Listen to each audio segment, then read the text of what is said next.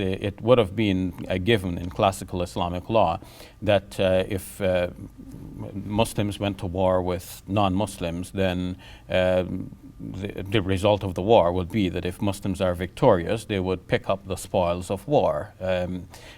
All of the equipment that were left behind, the swords and the shields and the spears and the arrows and bows and all of that, but also the personnel.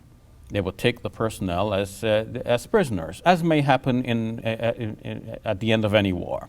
But in those days, there was not a developed prison system to deal with prisoners of war, and prisoners were taken in as slaves, and then the women were taken as captives and then allotted to the male soldiers or sold on the open market.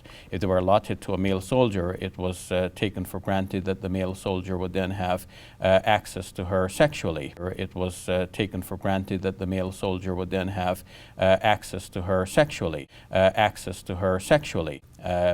as though she were a wife, with the difference that she is not free to leave. Mm-hmm.